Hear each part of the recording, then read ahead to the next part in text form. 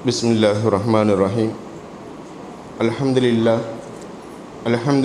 rabbil alamin. Wal aqibatu lil muttaqin. Wassalatu wassalamu ala nabiyyina Muhammadin sallallahu alaihi wa ala alihi wa ashabihi ajma'in. Amma ba'd. Faqad qala Allah ta'ala fil Qur'anil azim wa fil Furqanil majid. A'udzu billahi minasy syaithanir rajim. Bismillahirrahmanirrahim. وَإِذَا سَأَلَكَ عِبَادِي عَنِّي فَإِنِّي قَرِيبٌ أُجِيبُ دَعْوَةَ الدَّاعِي إِذَا دَعَانِي فَلْيَسْتَجِيبُوا لِي وَلْيُؤْمِنُوا بِي لَعَلَّهُمْ يَرْشُدُونَ. صدق الله العلي العظيم.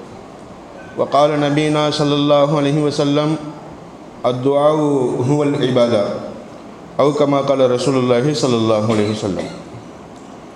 அளவற்ற அருளாளனும் நிகரற்ற அன்புடையவனுமாகிய அல்லாஹ்வுடைய திருப்பெயரினாலும் ஸலவாத்தும் சலாமும் அன்னல் எபெருமானார் ஸல்லல்லாஹு அலைஹி வஸல்லம் அவர்களின் மீதும் அவர்களை பின்பற்றி வாழ்ந்த சஹாபாக்கள், தாபீன்கள், தபா தாபீன்கள், நல்லடியார்கள், ஷுஹதாக்கள், அவுலியாக்கள், மேலும் இங்கே கூடியிருக்கக்கூடிய நம்மவர்கள், இதை கேட்டுக்கொண்டிருக்கக்கூடியவர்கள் எல்லோரின் மீதும் என்றென்றும் உண்டாவதாக என துஆ செய்தவனாகவும் தங்கள் எல்லோருக்கும் சலாம் கூறியும் என்னுடைய இந்த சிறிய உரையை ஆரம்பம் செய்கிறேன்.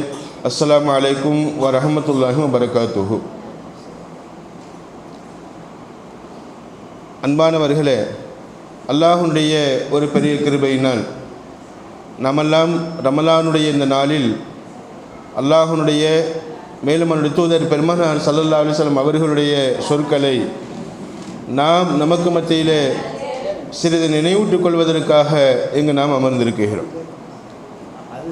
அல்லாஹ் நமது ஒன்று கூடுதலை ஏற்றுக்கொள்வானாக, கபூல் செய்வானாக. அல்லாஹ் நம்மை ஒப்புக்கொள்வானாக. ஆமீன். அன்பானவர்களே, நேற்று சில கேள்விகள் தந்திருந்தீங்க. அந்த தலைப்பில் ரமலானும் துஆவும் என்ற ஒரு தலைப்பு. இன்ஷா அல்லாஹ் இன்றைய தலைப்பாக ரமலானும் துஆவும் என்ற ஒரு தலைப்பில் இன்ஷா அல்லாஹ் பேசுவோம். இன்ஷா அல்லாஹ் நாளைக்கு கடலளவு நன்மைகள் என்பதை பற்றியும் இத்தாவை பற்றியும் இன்ஷா அல்லாஹ் நாளை பார்ப்போம். அன்பான தாய்மார்களே, துஆ அப்படின்னா என்ன அர்த்தம்? துஆனா என்னமா அர்த்தம்? துஆ என்றால் அழைக்குதல், கூப்பிடுதல் என்பதாக அர்த்தம். துஆ என்று சொன்னால் ஒருவரை அழைக்குதல், ஒருவரை கூப்பிடுதல் என்பதாக அதற்கு அர்த்தமாகும். அப்போ துஆவில் யாரம்மா நம்ம அழைக்கிறோம்? அல்லாஹுவை நாம் அழைக்கிறோம். அப்போ துஆவில் அல்லாஹும்ம, யா அல்லாஹ், ரப்பனா, எங்களுடைய இறைவா என்பதாக சொல்லி நம்ம துஆவில் அல்லாஹுவை அழைப்பதினால்தான் அதற்கு துஆ என்பதாக வந்தது. குறிப்பாக துஆ என்பது அல்லாஹுவை அழைப்பதற்கே அது சொந்தமான ஒரு வார்த்தையாக ஆக்கப்பட்டு விட்டது. அல்லாஹ் தன் திருமறையிலே சொல்லுவான், வைதா ஸஅலக இபாதி அன்னி ஃபஇன்னி கரீப். அடியார்கள் என்னை பற்றி கேட்டால் நான் நிச்சயமாக ரொம்ப சமீபத்தில் இருக்கிறேன், ரொம்ப பக்கத்தில் இருக்கிறேன். உஜீபு தாவத்து தாஇ இதா தஆனி. என்னை அழைப்பவர்கள் என்னை அழைத்தால் நிச்சயமாக அவர்களுடைய அழைப்புக்கு நான் பதில் தருகிறேன் என்பதாக அல்லாஹ் சொல்லிவிட்டு ஃபல் யஸ்தஜீபு லி, என்னை அழையுங்கள், என்னுடைய அழைப்பு என்பது கண்டிப்பாக ஏற்றுக்கொள்ளப்படும். என்னை நீங்கள் அழைத்தால் உங்களுக்கு நான் பதில் தருவேன். வல் யூமினு பி, என் மீது நம்பிக்கை வையுங்கள், நம்பிக்கை வைத்து அழையுங்கள், நம்பிக்கை வைத்து துஆ கேளுங்கள். லஅல்லஹும் யர்ஷுதூன், நிச்சயமாக அவர்கள் நேர்வழி வரக்கூடும் என்பதாக சொல்லி அல்லாஹ் தன் திருமறையில் சொல்லி காட்டுகிறான். எனவே அன்பான தாய்மார்களே, நாம் அல்லாஹுவை அழைக்கும் போதெல்லாம் அல்லாஹ் நமக்கு பக்கத்தில் வந்து விடுகிறான், நமது சமீபத்தில் இருக்குகிறான். நம்மளுடைய அழைக்குதலை, துஆவை அல்லாஹ் ரொம்ப காது கொடுத்து கேட்கிறான். அல்லாஹ் சுப்ஹானஹு வ தஆலா அவனிடத்தில் துஆ செய்வதை அல்லாஹ் விரும்புகிறான். இதா ஸஅல்த ஃபஸ்அலில்லாஹ். நபி ஸல்லல்லாஹு அலைஹி வஸல்லம் சொல்லுவாங்க, எந்த ஒரு தேவையை நீங்கள் கேட்டாலும் அல்லாஹ்விடத்தில் கேளுங்க. வ இதா ஸ்தஅன்த ஃபஸ்தஇன் பில்லாஹ். எந்த ஒரு உதவி தேடினாலும் அல்லாஹ்விடத்திலே உதவி தேடுங்க, அல்லாஹ்விடத்தில் துஆ செய்யுங்க. காலையில் எழுந்தது முதல் திரும்ப நம்ம தூங்க போகிற வரைக்கும் தூங்கி எழும்போது துஆ என்ன, தூங்க போகும்போது துஆ என்ன, ஒவ்வொரு விஷயத்துக்கும் ஒவ்வொன்றுக்கும் துஆவை கற்றுக் கொடுத்துருக்கிறார்கள் நமது பெருமானார் ஸல்லல்லாஹு அலைஹி வஸல்லம். அவங்க பாத்ரூமுக்குள்ளே போகும்போது என்ன துஆ ஓதணும், பாத்ரூமை விட்டு வெளியில் வந்த பின்னாடி என்ன துஆ ஓதணும், சாப்பிடும்போது என்ன துவா ஓதணும், தூங்கும்போது என்ன துவா ஓதணும், இப்படி நாம் ஒவ்வொரு விஷயத்துக்கும் வீட்டுக்குள்ளே நுழைஞ்சா என்ன துவா ஓதணும், வீட்டை விட்டு வெளியே வந்தால் என்ன துவா ஓதணும், இப்படி நிறைய துவாக்கள் இருக்கிறது, நிறைய துவாக்கள் இருக்கிறது. கண்டிப்பாக இப்படி தூங்கி எழுந்ததிலிருந்து திரும்ப தூங்க போகிற வரைக்கும் நம்ம செய்யக்கூடிய ஒவ்வொரு காரியங்களுக்கும் நமது மார்க்கம் ஒரு துவாவை கற்றுக் கொடுக்குகிறது, ஒரு துவாவை கற்றுக் கொடுக்குகிறது. கண்டிப்பாக நம்ம துவா செய்ய வேண்டும். எந்த ஒரு தேவைக்கு நாம் போனாலும் கூட, உதாரணமாக ரமலான் மாதம் ஜவுளி எடுக்க போகிறோம். அப்போ ஜவுளி எடுக்க போகும்போது 2 ரக்காத் தொழுதுட்டு அல்லாஹ்ட்ட துவா கேட்கணும். யா அல்லாஹ், நான் நீ தந்த அருளினால், நீ தந்த ரஹமத்தை கொண்டு, நீ தந்த பொருள் பாக்கியத்தை கொண்டு, செல்வத்தை கொண்டு எனக்கும் என் குடும்பத்தினருக்கும் நான் ட்ரெஸ் எடுக்க போகிறேன், துணிமணி வாங்க போகிறேன். அல்லாஹ், இந்த நான் வாங்க போகக்கூடிய துணிமணி வாங்க போகக்கூடிய இந்த பயணத்தை, இந்த நான் போய் வரக்கூடிய இந்த செயலை எனக்கு லேசாக்கி வை. நான் லேசான முறையில் போய் வரணும், எனக்கு தகுந்த ஒரு துணிமணிகள் அமையணும் என்பதாக சொல்லி நாம் அல்லாஹ்விடத்தில் துவா செய்து விட்டு போகும்போது கண்டிப்பாக நாம் செல்லக்கூடிய அந்த வழியும் நமக்கு ரொம்ப லேசாக இருக்கும், அந்த பயணமும் லேசாக இருக்கும். நம்ம கடைக்கு போயிட்டு துணிமணிகள், நமக்கு தகுந்த துணிமணிகள், நமக்கு ஏற்ற துணிமணிகள், நமக்கு அழகான துணிமணிகள், நமது கண்களுக்கு பிடித்த துணிமணிகள் அல்லாஹ் இதை அமைத்து தந்து கண்டிப்பாக அல்லாஹ் நம்மை சந்தோஷப்படுத்துவான். எனவே துவா செய்து விட்டு போக வேண்டும். நபி ஸல்லல்லாஹு அலைஹி வஸல்லம் சொல்லுவாங்க, ஒரு செருப்பு வார் அருந்துட்டா கூட செருப்பு தைக்க போகிறீங்க அல்லது வேறொரு செருப்பு வாங்க போகிறீங்க, செருப்பு வார் தான் அருந்து போச்சு, அருந்து போன செருப்பை நீங்கள் தைக்க போனால் கூட அல்லாஹ்ட்ட துவா செஞ்சுட்டு போங்க, அல்லாஹ்ட்ட துவா செஞ்சுட்டு போங்க. எப்படி துவா செய்யணுமா? யா அல்லாஹ், எனக்கு செருப்பு வார் அருந்து போச்சு, நிச்சயமாக இதை நான் தைக்க போகிறேன், எனக்கு லேசான முறையில் தைப்பதற்கு நீ நல்லுதவி செய் என்று நாம் அல்லாஹ்விடத்தில் துவா செய்துட்டு போகும்போது கண்டிப்பாக அங்கே அந்த செருப்பு வாறு தைக்கக்கூடிய அந்த சூழ்நிலை நமக்கு இலகுவாக அமைந்து விடுகிறது, லேசாக அமைந்து விடுகிறது. இல்லையானால் சில நேரம் நம்ம பார்ப்போம், செருப்பு வாங்க நம்ம போகுவோம், செருப்பு தைக்கிறதுக்கு நம்ம போகுவோம், நம்ம காலுக்கு ஏற்ற செப்பல் அங்கே இருக்காது, அது செருப்பு வார் தைக்கக்கூடியவர் அங்கே இருக்க மாட்டார். அதனால் என்ன செய்ய சொல்கிறாங்க, பெருமானார் ஸல்லல்லாஹு அலைஹி வஸல்லம் அல்லாஹ்ட்ட துவா செஞ்சுட்டு போக சொல்கிறாங்க. எல்லா விஷயத்திலையும் துவா கேட்க வேண்டும், எல்லா நல்ல காரியத்துக்கும் துவா கேட்க வேண்டும், கெட்டதை விட்டும் அல்லாஹ்விடத்தில் பாதுகாவல் தேட வேண்டும். இதுதான் துவா. இந்த துவா ரொம்ப ரொம்ப முக்கியம். இப்படி துவா செய்யும் போது நான் உங்களுக்கு பக்கத்திலிருந்து அதை கவனிக்குகிறேன், நான் உங்களுக்கு பக்கத்திலிருந்து அதை நான் கேட்கிறேன், அதை நான் கவனமாக கேட்டு உங்களுக்கு நான் பதில் தருகிறேன் என்று அல்லாஹ் நமக்கெல்லாம் வாக்கு கொடுக்குகிறான். எனவே தான் ஸல்லல்லாஹு அலைஹி வஸல்லம் சொல்லுவாங்க, அத்-துஆஉ ஹுவல் இபாதா, துவா என்பது துவாவே இபாதத்து தான். துவா செய்வது அதுவும் வணக்கத்தில் கட்டுப்பட்டது, வணக்க வழிபாட்டில் கட்டுப்பட்டது என்பதாக பெருமானார் ஸல்லல்லாஹு அலைஹி வஸல்லம் சொல்லுவாங்க. இன்னொரு ஹதீஸில் சொல்லுவாங்க ஸல்லல்லாஹு அலைஹி வஸல்லம், அன இந்த லன்னி அப்தி பி, என்னுடைய அடியார் என்னை கொண்டு எப்படி எண்ணுகிறாரோ அதுபோன்று நான் இருக்கிறேன். நிச்சயமாக என்னை நல்ல விதமாக எண்ணினால் நான் நல்லவன், என்னை நிச்சயமாக நல்ல முறையில் எண்ணினால் என் துவா ஏற்றுக்கொள்வான் அல்லாஹ், என்னுடைய துவாவை ஒப்புக்கொள்வான் அல்லாஹ் என்று நம்பினால் கண்டிப்பாக அவருடைய துவாவை நான் ஒப்புக்கொள்வேன், ஏற்றுக்கொள்வேன். எனவே என் அடியானுடைய எண்ணத்துக்கு தகுந்தது மாதிரி நான் நடந்து கொள்கிறேன். வான மாஹு இதா தானி, என்ற துவா செய்யும் காலமெல்லாம் நான் அவரோடு இருக்கிறேன். அன்பான தாய்மார்களே, துவா செய்யும் போது அல்லாஹ் நமக்கு பக்கத்தில் இருக்கிறான், நம்மளோடு ஆகிவிடுகிறான் என்பதை இதன் மூலமாக நாம் அறிந்து கொள்கிறோம். மேலும் அல்லாஹ் சொல்லுகிறார், நபி ஸல்லல்லாஹு அலைஹி சொல்லி காட்டுறாங்க, இன்னல்லாஹ தஆலா ஹய்யுன் கரீமுன், அல்லாஹ் ரொம்ப பெரிய சங்கையான, அவன் உயிரோடு உள்ளவன், வெக்கத்துக்கு சொந்தக்காரன். நிச்சயமாக யஸ்தஹி, அவன் வெக்கப்படுகிறான். இதா ரஃபா ரஜுலு, ஒருத்தர் என்ன செய்து விட்டால், கையை உயர்த்தி விட்டால், இலைஹி எதைஹி, அல்லாஹ் உமக்கு துஆவில் கையை உயர்த்தி விட்டால், அயருத்தஹா சுஃப்ரன், அது ஜீரோவாக, அந்த கையை காலியாக திரும்ப அனுப்புவதற்கு அல்லாஹ் வெக்கப்படுகிறான். அல்லாஹ்ட்ட நம்ம கையேந்து கேட்டுட்டோம், யா அல்லாஹ் எனக்கு இதை கொடு, யா அல்லாஹ் என் நோயை நீக்கி வை, யா அல்லாஹ் எனக்கு நல்லதை கொடு, யா அல்லாஹ் எனக்கு இதை பூர்த்தி செய்து வை என்று நம்ம அல்லாஹ்விடத்தில் 2 கரமேந்தி துவா கேட்டு விட்டோம் என்று சொன்னால், அன்பான தாய்மார்களே, அந்த கையை வெறுங்கையாக அனுப்புவதை அல்லாஹ் வெக்கப்படுகிறான் என்று பெருமானார் ஸல்லல்லாஹு அலைஹி வஸல்லம் சொல்லி காட்டுகிறாங்க. எனவே அன்பு தாய்மார்களே, நாம் நிறைய துவா செய்ய வேண்டும்.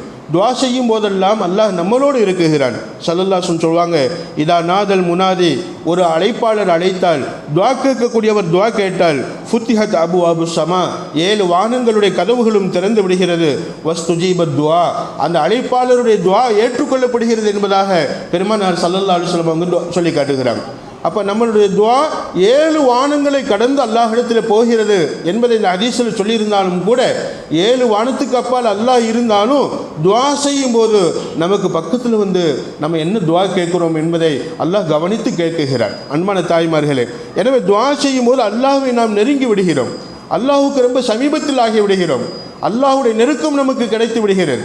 நபி ஸல்லல்லாஹு அலைஹி வஸல்லம் சொன்னாங்க, அத்வாஉ பைனல் அதானி வல் இகாமத்தி முஸ்தஜாபுன் ஃபதுஉ லஹு. பாங்கு சொன்ன பின்னாடி நீங்கள் துவா செய்யுங்க. பாங்கு சொன்ன பின்னாடி, அதாவது அங்கே பள்ளிவாசலில் இகாமத் சொல்வதற்கு முன்னாடி பாங்கு சொன்ன உடனே நீங்கள் என்ன துவா அல்லாஹ்ட்ட கேட்குறீங்களோ அந்த துவாவை அல்லாஹ் ஏற்றுக்கொள்கிறான் என்று பெருமானார் ஸல்லல்லாஹு அலைஹி சொல்லி காட்டுவாங்க. எனவே பாங்குக்கு பின்னாடி நம்ம அல்லாஹ்விடத்தில் துவா செய்வது, இது மாதிரி நிறைய விஷயங்கள் நம்ம அல்லாஹ்ட்ட கேட்டுக்கிட்டே இருக்கணும், அல்லாஹ்ட்ட துவா செஞ்சுக்கிட்டே இருக்கணும். குறிப்பாக இந்த ரமலானுடைய மாதம், இந்த ரமலானுடைய மாதத்தில் காலையில் நம்ம சஹர் செய்ததிலிருந்து திரும்ப நாம் மறுநாள் காலையில் சஹர் செய்கிற வரைக்கும் நிச்சயமாக 24 மணி நேரமும் அல்லாஹுடைய துவா, அல்லாஹ்விடத்தில் நம்ம கேட்கக்கூடிய துவா அது ஏற்றுக்கொள்ளப்படக்கூடியதாக இருக்கிறது. இந்த ரமலான் முழுவதுமே துவாக்களுடைய நாட்கள். ரமலானுடைய இரவும் துவா செய்து கொண்டே இருக்க வேண்டும், ரமலானுடைய பகலும் துவா செய்து கொண்டே இருக்க வேண்டும். ஏனென்று சொன்னால் பெருமானார் ஸல்லல்லாஹு அலைஹி வஸல்லம் சொல்லி காட்டுவாங்க, சலாசுன் 3 நபர்கள் இருக்கிறாங்க. எத்தனை பேருமா இருக்கிறாங்க? 3 நபர்கள் இருக்கிறாங்க. லா துரத்து தாவத்துஹும், அவர்களுடைய துவாக்கள் மறுக்கப்படாது, அவருடைய துவாக்கள் மறுக்கப்படாது. அந்த 3 பேருடைய துவாக்களை அல்லாஹ் ஏற்றுக்கொண்டே தீருவான். ஒன்றாவது அஸ்ஸாயிமு ஹத்தா யுஃப்திர், ஒன்றாவது நோன்பாளி, அவர் நோன்பு திறக்கிற வரைக்கும். காலையில் சஹர் நேரத்தில் நோன்பு வச்ச பின்னாடி, இப்போ சஹர் சாப்பிட்றோமா, சாப்பிட்ட பின்னாடி மயக்கத்தில் அப்படி படுத்துடக்கூடாது, அப்படி தூங்கிடக்கூடாது. சஹர் நேரத்தில் நம்ம கேட்கக்கூடிய துவாவை அல்லாஹ் ரொம்ப கண்காணிக்குகிறான், ரொம்ப கவனமாக கேட்குகிறான், அதை அல்லாஹ் உடனே ஏற்றுக்கொள்கிறான். அப்போ சஹர் நேரத்திலிருந்து ஆரம்பிக்கக்கூடிய அந்த துவா நம்ம நோன்பு திறக்கிற வரைக்கும், ஹத்தா யுஃப்திர், நோன்பு திறக்கிற வரைக்கும் நம்ம அல்லாஹ்ட்ட என்னென்ன துவாக்கள் கேட்குறோமோ அந்த துவாக்கள் எல்லாவற்றையும் அல்லாஹ் கபூல் செய்கிறான், ஏற்றுக்கொள்கிறான். அப்போ 3 நபர்களில் முதலாவது நபர் நோன்பாளியுடைய துவா. அந்த நோன்பு வைத்த நிலையில் நோன்புடைய காலங்களில் அவர் என்ன துவா கேட்டாலும் அந்த துவா ஏற்றுக்கொள்ளப்படும், ஒப்புக்கொள்ளப்படும் நிச்சயமாக. அப்போ நோன்பு வைத்து கொண்டு நம்ம துவா செய்ய வேண்டும். இந்த நோன்புடைய இந்த நேரம், இந்த பகலுடைய நேரம் நம்ம நிறைய அல்லாஹ்ட்ட கேட்கணும். அல்லாஹ் எனக்கு இந்த நோய் இருக்கிறது, நோயை தீர்த்து வைடா அல்லாஹ், அல்லாஹ் எனக்கு இந்த தேவை இருக்கிறது, எனக்கு தேவையை பூர்த்தி செய்து வைடா அல்லாஹ், நிச்சயமாக அல்லாஹ் எனக்கு என்னென்ன தேவைகள் இருக்கிறது, என் தேவைகளை பூர்த்தி செய்து வைடா அல்லாஹ். இப்படி நாம் அல்லாஹ்ட்ட என்ன செய்யணும்? துவாக்கள் செய்து கொண்டே இருக்கணும். பகலிலும் துவா செய்ய வேண்டும், இரவிலும் துவா செய்ய வேண்டும். அந்த துவாக்கள் அல்லாஹ் ஏற்றுக்கொள்கிறான்.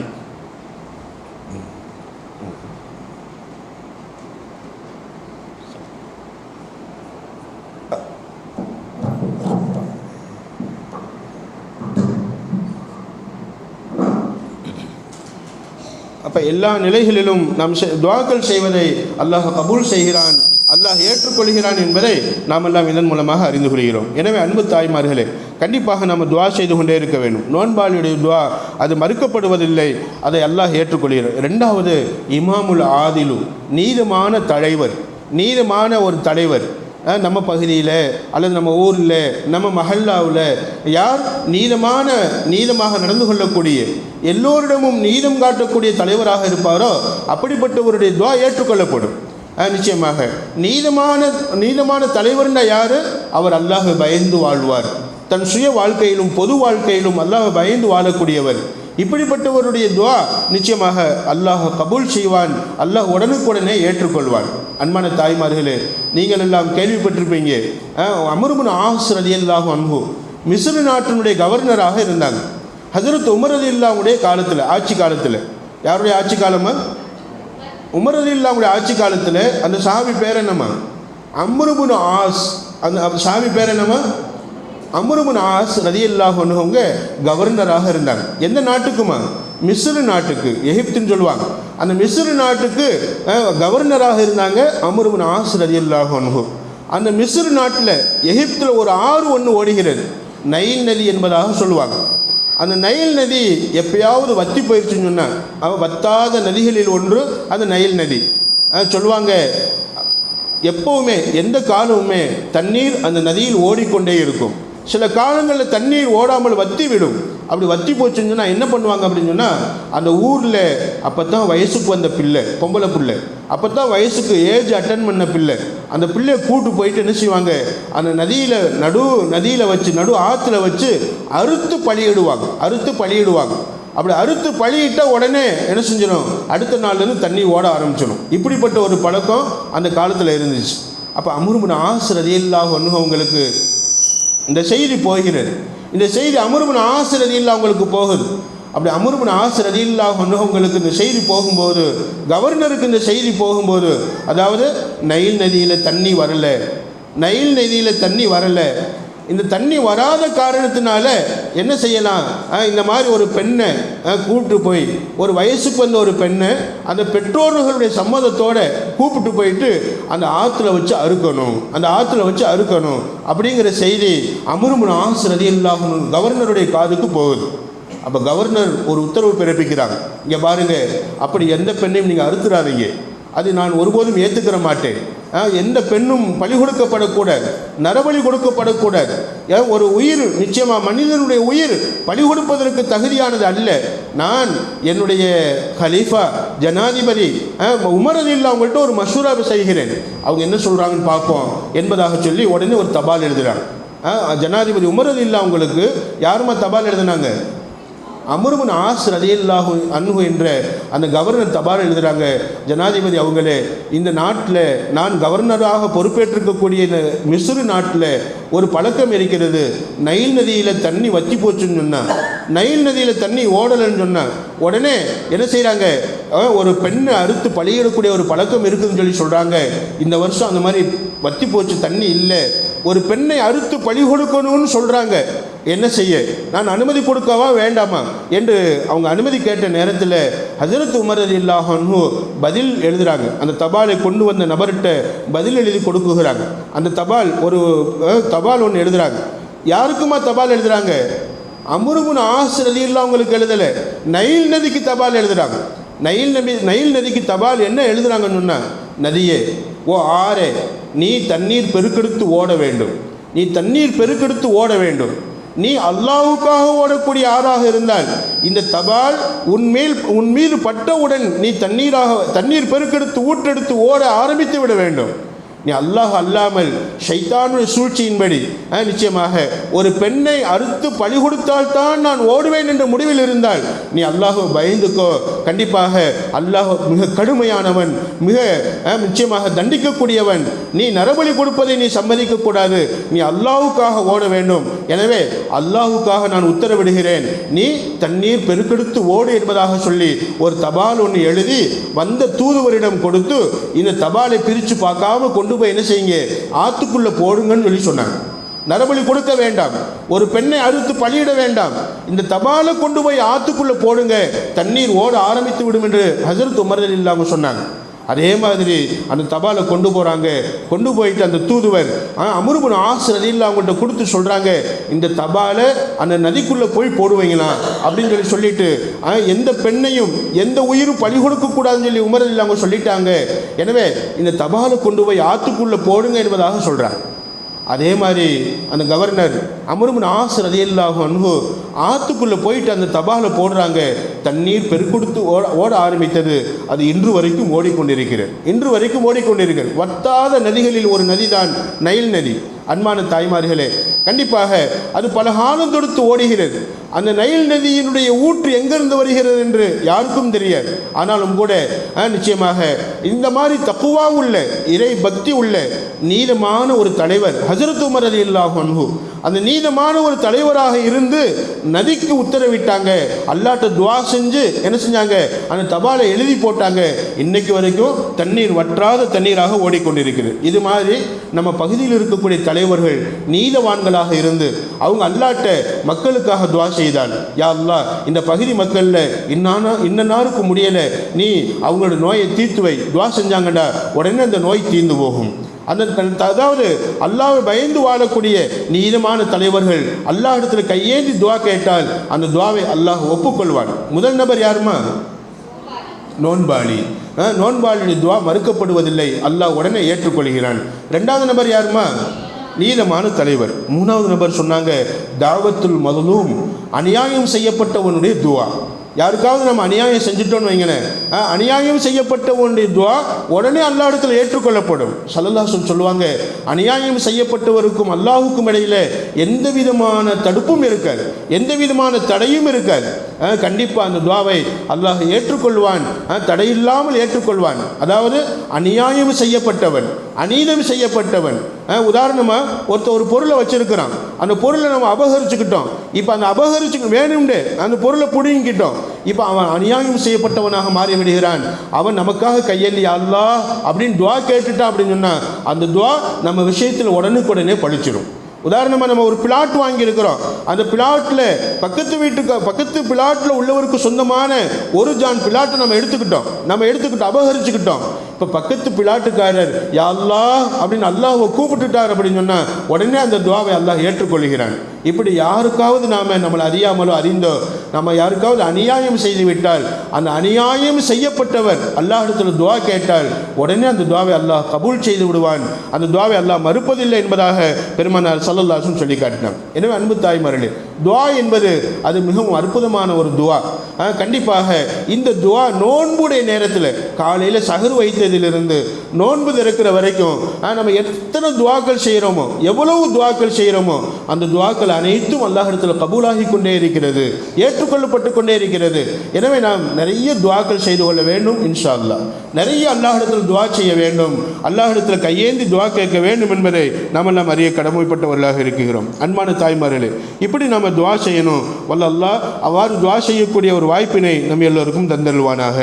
அடுத்து துவா ஏற்றுக்கொள்ளப்படணும்னா நம்ம என்ன செய்யணும்? துவா என்பது ஒரு 3 வகையாக பிரிப்பாங்க.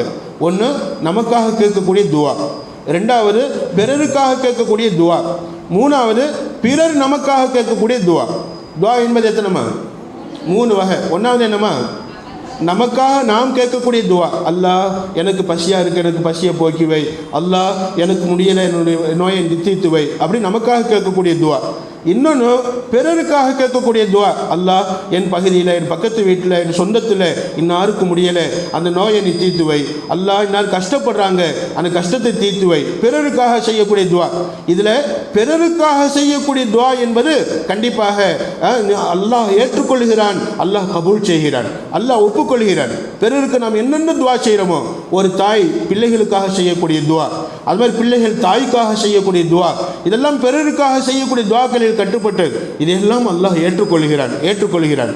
அதே மாதிரி பிறர் நமக்காக செய்யக்கூடிய துவா நிச்சயமாக நல்ல துவாக்கள். எதுவரைக்கும் துவாவில் கெட்ட விஷயத்தை கேட்காமல் நல்லதை கேட்போமோ அல்லாஹ் அந்த துவாவை மறுப்பதில்லை, அல்லாஹ் அதை ஒப்புக்கொள்கிறான். எனவே துவாவில் நாம் நமக்காகவும் கேட்கணும், பிறருக்காகவும் கேட்கணும். நிச்சயமாக பிறர் நமக்காக துவா கேட்கக்கூடிய அளவுக்கு நாம் நம்மை வளர்த்து கொள்ள வேண்டும், உருவாக்கி கொள்ள வேண்டும் என்பதை நாம் எல்லாம் ஹதீஸ்களின் வாயிலாக புரிந்து கொள்கிறோம். அன்பான தாய்மார்களே, எனவே துவாக்கள் இப்படி 3 வகைப்படும். இந்த துவாக்கள் எல்லாம் ஒப்புக்கொள்ளப்பட வேண்டும் என்று சொன்னால் அதுக்கு நிறைய ஒழுக்கங்களை கற்றுத்தருகிறாங்க, நிறைய ஒழுக்கங்களை நமக்கு சொல்லித் தருவாங்க. துவாக்கள் ஒப்புக்கொள்ளப்படணும் அப்படின்னு சொன்னால் நிறைய ஒழுக்கங்களை கடைபிடிக்கணும்.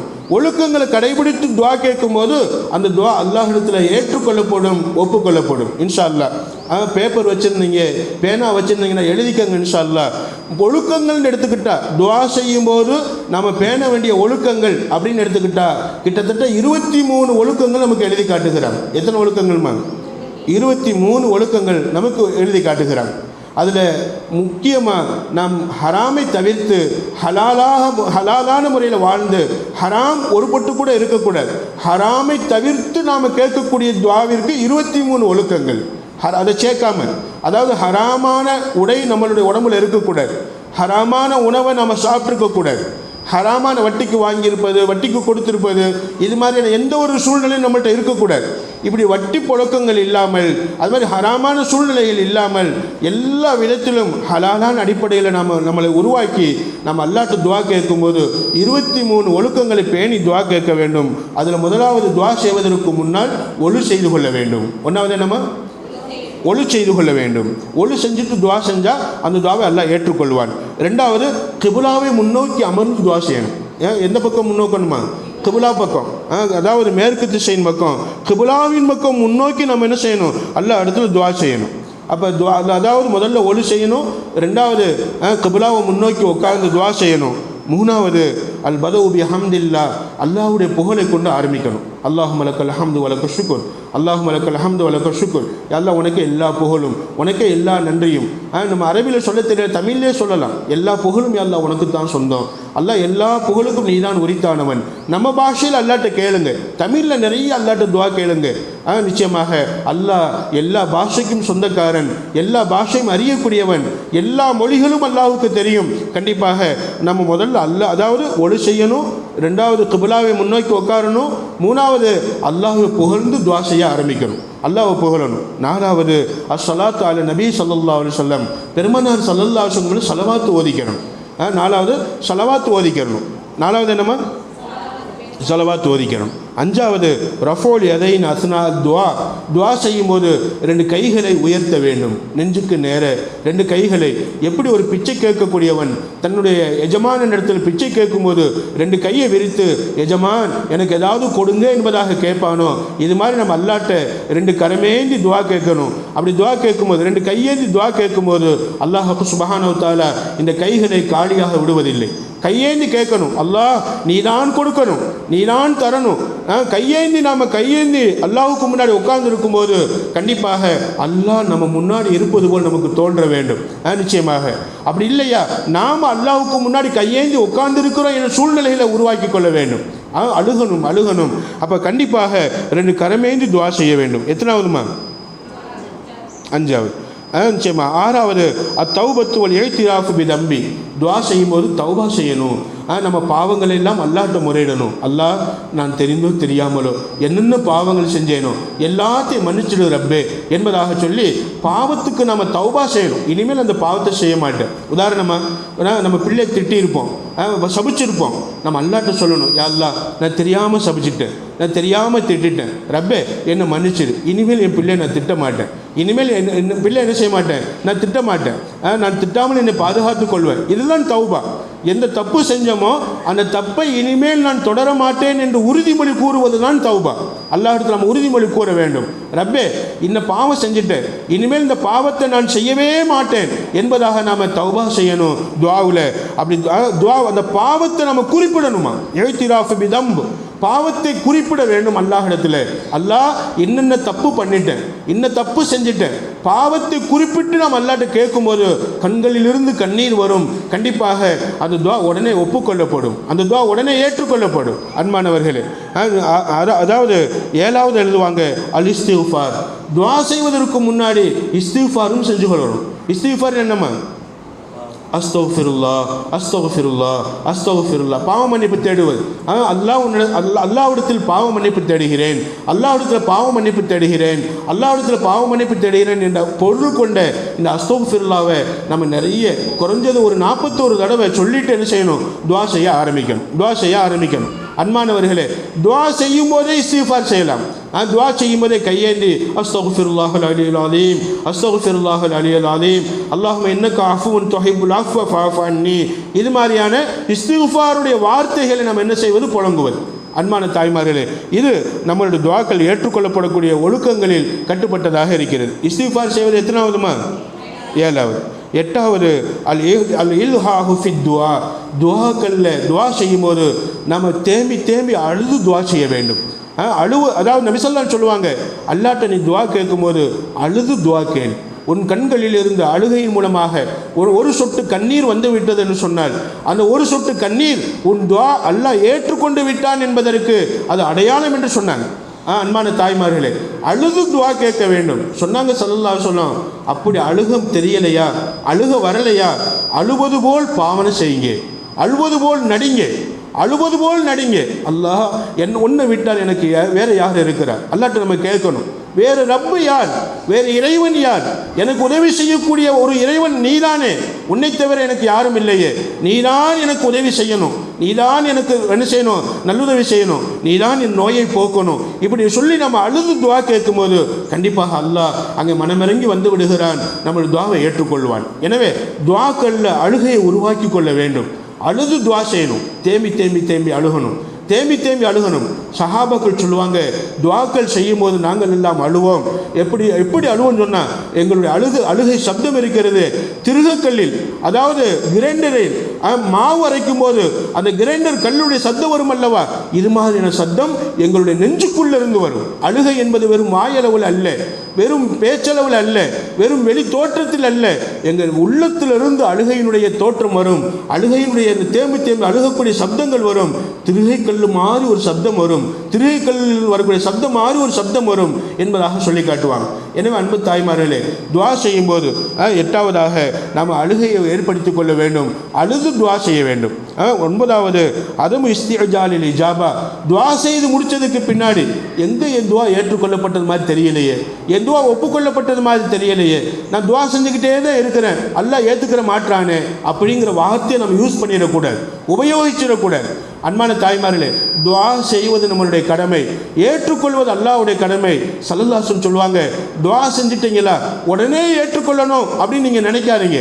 நீங்கள் ஒரு விஷயத்தை கேட்டிருப்பீங்க, உதாரணமாக நான் இருக்கிறேன், நான் அல்லாஹ்ட்ட துவா செய்கிறேன், ஒரு விஷயத்தில் துவா செய்கிறேன்னு வைங்களேன், அந்த துவாவை அல்லாஹ் நான் என்ன கேட்டேனோ அதையே நிறைவேற்றி தந்துடுவான் அல்லாஹ். நிச்சயமாக ஒரு சில நேரம் நான் கேட்டது நிறைவேற்றி தந்திருக்கப்பட்டிருக்காது, ஆனால் நான் கேட்காததை அல்லாஹ் நிறைவேற்றி தந்திருப்பார். உதாரணமாக நான் ஒரு 100 ரூபாய் அல்லாஹ்ட்ட கேட்டிருப்பேன், 100 ரூபாய் அல்லாஹ் கொடுத்துருக்க மாட்டான், ஆனால் 100 ரூபாய் பெருமானம் உள்ள ஒரு பொருளை பிறரின் மூலமாக அல்லாஹ் நமக்கு கொடுத்துருப்பான். அது 100 ரூபாயாக கிடைச்சிருக்காரு, ஆனால் பொருளாக அல்லாஹ் கொடுக்க ஏற்பாடு பண்ணுவான். இப்போ நான் என்ன செய்யணுமா, நான் 100 ரூபாய் கேட்டேனே, எனக்கு 100 ரூபாய் வரலையே அப்படின்னு நம்ம என்ன செஞ்சிடக்கூடாது, நம்ம அல்லாஹ்வை பார்த்து சொல்லிடக்கூடாது, நம்ம அல்லாஹ்வோட விஷயத்தில் அந்த வார்த்தையை வெளிப்படுத்திடக்கூடாது. நான் 100 ரூபாய் கேட்டுக்கிட்டே தான் இருக்கிறேன், அல்லாஹ் தரமாட்டான். உதாரணத்துக்கு சொல்லுகிறேன் தாய்மார்களே, இது மாதிரி என்ன துவா நம்ம அல்லாஹ்ட்ட கேட்டோமோ அந்த துவா அல்லாஹ் நம்ம கேட்டதையே நிறைவேற்றி தருவான். 1. 2வதாக நாம் கேட்டதுக்கு பகரமாக, கேட்டதை நிறைவேற்றி தராவிட்டாலும் கூட கேட்டதுக்கு பகரமாக நமக்கு தேவையான ஒன்றை, அவசியமான ஒன்றை அல்லாஹ் நிறைவேற்றி தந்திருப்பான். கேட்டது கிடைச்சிருக்காது, ஆனால் நமக்கு தேவையானது கிடைச்சிருக்கும். 3வதாக ரெண்டுமே கிடைக்கல, கேட்டதும் கிடைக்கல, தேவையானதும் பூர்த்தி ஆகலை, துவாவே ஏற்றுக்கொள்ளப்படாத மாதிரி தெரியும், அல்ஹம்துலில்லாஹ் சொல்லிக்கிறணும். ஏன்னு சொன்னால், நாளை கியாமத்து நாளில் ஒரு மனிதன் மஹ்ஷர் மைதானத்தில் அல்லாஹுக்கு முன்னாடி போய் நிற்கும்போது அந்த அல்லாஹ் சந்தோஷமாக மகிழ்ச்சியாக நிறைய நன்மைகளுடைய மூட்டையை தூக்கி கொடுப்பான். நன்மைகளுடைய மூட்டை, நிறைய நன்மைகள் இருக்கும், பெரிய குவியல்களாக இருக்கும். இந்த நன்மை பூரா உனக்கு தான் அப்படின்னு சொல்லி அல்லாஹ் அந்த மனிதன் கொடுப்பான். அப்போ அந்த மனிதன் கேட்பானா, யா அல்லாஹ் என்ன நீ விளையாடுறியா? யார்ட்டமே கேட்பான், அல்லாஹ்ட்ட அந்த மனிதன் கேட்பான், யா அல்லாஹ் என்ன நீ விளையாடுறியா?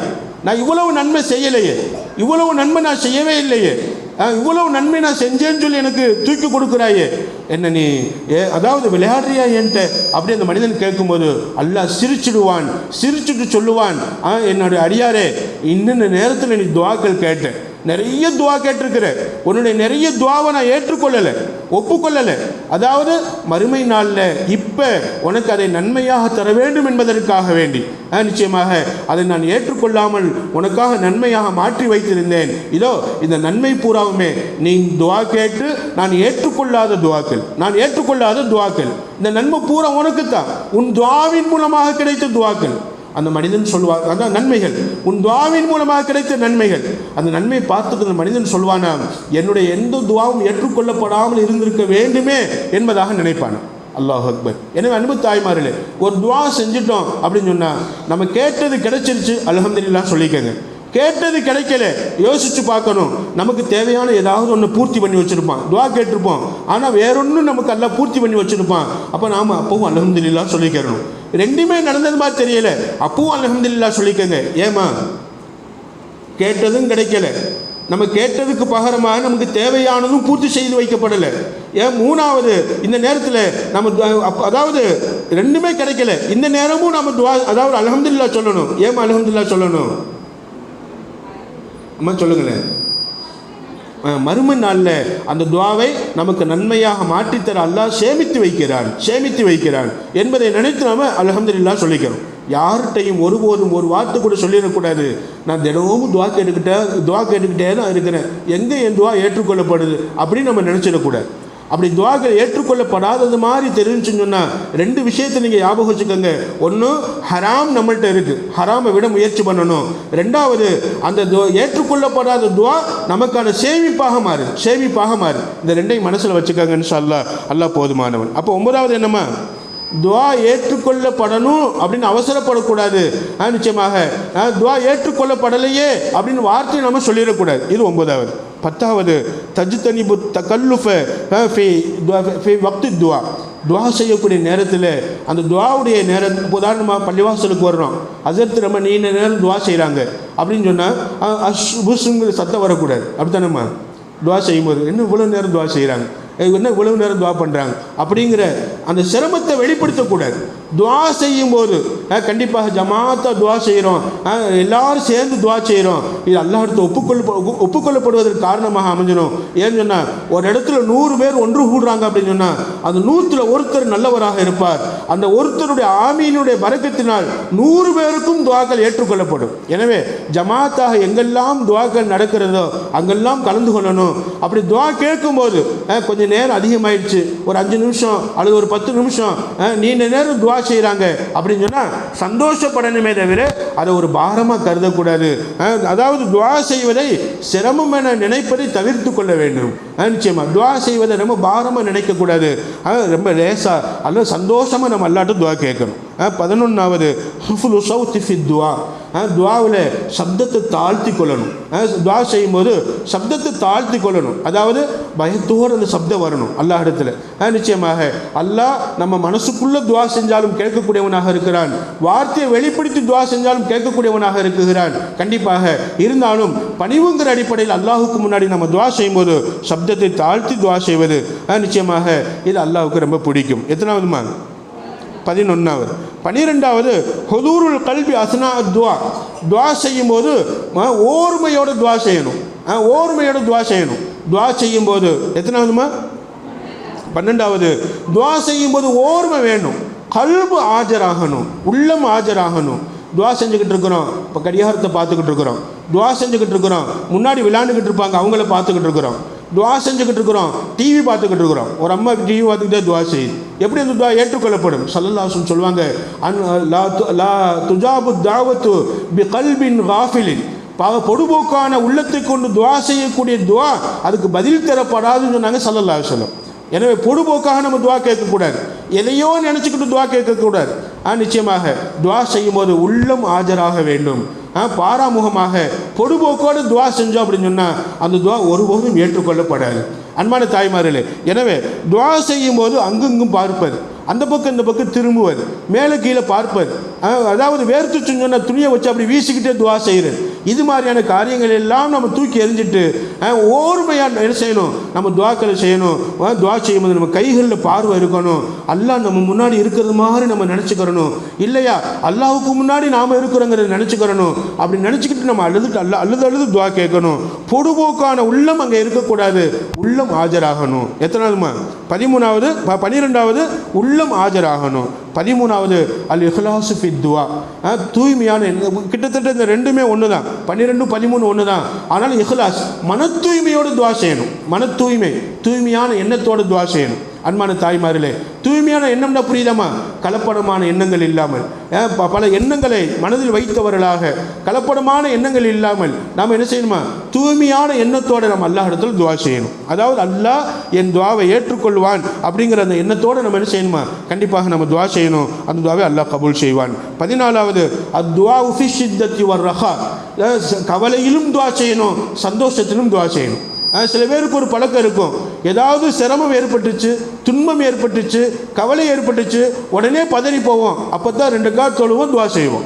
அந்த கவலையுடைய நேரத்தில் மட்டும்தான் துவா செய்வது சில பேருடைய பழக்கமாக இருக்கும். உடனே அஜத்துட்டு வருவோம், அஜத்துக்கு எனக்கு இந்த பிரச்சனை, எனக்கு இந்த மாதிரி துன்பம், துவா செய்யுங்க அப்படின்னு சொல்லுவோம். அன்பான தாய்மார்களே, நபி ஸல்லல்லாஹு அலைஹி சொல்லுவாங்க, கவலையிலும் துவா செய்யுங்க, சந்தோஷத்திலும் துவா செய்யுங்க. சந்தோஷத்துலையும் துவா செய்யணும், மகிழ்ச்சியிலையும் துவா செய்யணும். ஸல்லல்லாஹு அலைஹி வஸல்லம் அவங்க நிக்காஹ் முடிக்கும்போது என்ன துவா ஓதணும், நிக்காஹ் முடித்து கணவன் மனைவி ஒன்று சேரக்கூடிய நேரத்தில் என்ன துவா ஓதணும், இதையெல்லாம் நமக்கு கற்றுத்தந்திருக்கிறாங்க. அதே மாதிரி கவலையுடைய நேரத்தில் என்ன துவா ஓதணும், கவலையான நேரங்களில் என்னென்ன துவாக்களை நம்ம ஈடுபடணும். நிச்சயமாக கவலையிலும் துவா செய்யணும், சந்தோஷத்திலும் துவா செய்யணும். சந்தோஷத்தில் அல்லாஹ் மறந்துடக்கூடாது. மகிழ்ச்சியில் அல்லாஹ் மறந்துடக்கூடாது. ஜேப்பில் பணமே இல்லை, காசே இல்லை, இப்போ அல்லாட்ட நம்ம கேட்குறோம், அல்லாஹ் அல்லாஹ் அப்படின்னு சொல்லி அல்லாட்ட கேட்குறோம். இது பெருசல்ல. ஜேப்பில் பணம் இருக்கும்போது அல்லாட்ட கேட்கணும், அல்லாஹ் என் செல்வத்தில் பரக்கத்து செய், என் செல்வத்தில் நீ நல்லுதவி செய், என் செல்வத்தில் நீ பரக்கத்தை கொடு.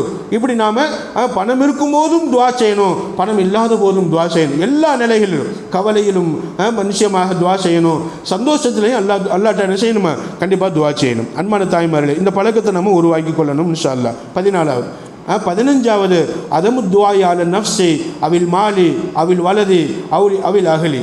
அதாவது பத்துவா செய்வதை தவிர்த்து கொள்ளணும். தனக்கு பாதகமாக என்ன என்னுடைய நிலை, தன்னைத்தானே சபிச்சுக்கிறது, தன்னைத்தானே சபிச்சுக்கிறது, சாபம் எட்டுக்கிறது. தனக்கு பாதகமாகவும் துவா செய்யக்கூடாது. அதே மாதிரி பொருளாதாரத்தை சபிச்சும் துவா செய்யக்கூடாது. சனியும் பிடிச்ச காசு நம்மள்கிட்ட இல்லாமல் போச்சு அப்படின்னு சொல்லக்கூடாது. பொருளாதாரத்தை செய்யக்கூடாது, திட்டக்கூடாது. பொருளாதாரத்துக்கு பாதகமாகவும் துவா செய்யக்கூடாது. பிள்ளைகளை சபிக்கக்கூடாது, பிள்ளைகளையும் சபிக்கக்கூடாது. அவில் அகலி குடும்பத்தினரையும் சபிக்கக்கூடாது. மொத்தம் எத்தனை பேருமா? 4 விஷயங்களை சொன்னாங்க ஸல்லல்லாஹு அலைஹி வஸல்லம். 1வது தன்னைத்தானே சாபம் இடுவது, அதுவும் கூடாது. தன்னைத்தானே சாபம் இடுவதுன்னா புரியுதாம்மா? என்ன எனக்குள்ள கெட்ட நேரம் என்ன, ஏன் எனக்கு இப்படியே நடந்துக்கிட்டு இருக்கு, நான் அதாவது எப்படி சொல்கிறோமா, நம்மளை நாமளே ஒரு மிகப்பெரிய ஒரு கெட்டதாக உணர்வது. இந்த மாதிரி தனக்கு பாதகமாக துவா செய்வது, இதுவும் கூடாது. அவில் மால் பொருளாதாரத்துக்கு பாதகமாக துவா செய்வது. நிச்சயமாக பொருளாதாரம் நமக்கு கிடைக்கல, உடனே என்ன செய்கிறோம், எப்போயுமே இந்த பொருளாதாரம் இப்படித்தான், இந்த மாதிரி தான், அப்படி பொருளாதாரத்தை திட்டக்கூடாது, அது சாபமிடக்கூடாது. 3வது குழந்தைகளை சபிக்கக்கூடாது. குழந்தைகள் சேட்டைகள் பண்ணுவாங்க, அவங்க வயசில் சேட்டைகள் பண்ணுவதற்குத்தான் குழந்தைகள் சேட்டை பண்ணுவாங்க, சேட்டை செய்வாங்க. பெருமானார் ஸல்லல்லாஹு அலைஹி வஸல்லம் பேர பிள்ளைகள் உட்காந்துருப்பாங்க, சாப்பிடும்போது என்ன செய்வாங்கன்னு சொன்னால் இந்த பக்கம் அந்த பக்கம் திரும்பி திரும்பி சாப்பிடுவாங்க. அடுத்தவங்களுடைய தட்டில் உள்ள சாப்பாட்டெலாம் எடுப்பாங்க. ஸல்லல்லாஹு அலைஹி வஸல்லம் சபிக்க மாட்டாங்க, கோவப்பட மாட்டாங்க. சொல்லுவாங்க, பேரனே பேர பிள்ளையே நீ இப்படிலாம் செய்யக்கூடாதுப்பா. சின்ன பிள்ளைக்கு அன்பாக சொல்லி தருவாங்க. அன்பான தாய்மார்களே, எனவே நமது வீட்டு பிள்ளைகள் நமது பேரம்பேத்திகளாக இருக்கலாம், நமது பிள்ளைகளாக இருக்கலாம், அல்லது பக்கத்து வீட்டு பிள்ளைகளாக இருக்கலாம். எந்த ஒரு சின்ன பிள்ளைய நம்மளோட இருந்தாலும் அவங்க பண்ணக்கூடிய சேட்டையை பார்த்துட்டு, அவங்க செய்யக்கூடிய சேட்டையை பார்த்துட்டு கண்டிப்பாக சபிக்கக்கூடாது, சாபமிடக்கூடாது. நாசமாக போ, கெட்டுப்போ, அழிஞ்சு போ, தொலைஞ்சு போ. ஹஜ்ஜுக்கு போயிருந்தோம். ஹஜ்ஜுக்கு போயிருந்தப்ப 2 கணவன் மனைவி 2 பேர் வந்திருந்தாங்க. அதுக்கு அதாவது எங்கள் ஊர் சைடு உள்ளவங்க, கம்பத்து உத்தம மாநிலத்தை சேர்ந்தவங்க 2 பேர் வந்து வயசானவங்க 2 பேர் வந்திருந்தாங்க. அப்போ நான் அவங்கள்ட்ட சொன்னேன், அவங்க இந்த 2 பேர்ட்டையும் சொன்னேன், அம்மா அவங்க கணவரை விட்டுறாங்க, அவர் பலகீனமானவர், உங்கள் கணவரை எந்த ரூபத்தில் விட்டுறாதீங்க, தவாஃபுடைய நேரத்தில் அவர் கையை பிடிச்சிக்கங்க, அவருடைய கையை பிடிச்சிக்கங்க அப்படின்னு சொல்லி அந்த அம்மாட்ட சொல்லும்போது அந்த அம்மா ஒரு வார்த்தை சொல்லிடுச்சு. என்ன இதுங்க, நான் தவாஃப் பண்ணுறதா அவர் தவாஃப் செய்கிறதா, அவரை பார்த்துக்கிட்டு இருந்தால் நான் எப்படி தவாஃப் செய்ய முடியும், அவர் எங்கிட்ட தொலைஞ்சு போகட்டும். எங்கே வச்சுமா சொல்லுது, கஅபாவில் வச்சு சொல்லுது, எங்கிட்ட தொலைஞ்சு போகட்டும். நிச்சயமாக அது அப்படின்னு சொல்லிவிட்டு நாங்கள் எப்படி தவாஃப் செஞ்சுட்டு வர்றோம் அப்படிங்கிற மாதிரி சொல்லிட்டு போயிடுச்சு. தவாஃப் எல்லாம் முடிச்சுட்டு திரும்ப வரும்போது அழுதுகிட்டு பதறிக்கிட்டு வருது, என் புருஷனை காணோம், என் கணவரை காணோம், எங்கிட்ட போயிட்டார், எங்கிட்ட தொலைஞ்சு போயிட்டார். அப்போ தான் நான் அந்த அம்மாவுக்கு நினைவுபடுத்தினேன், தொலைஞ்சு போகட்டும்னு சொன்னீங்களா இல்லையா?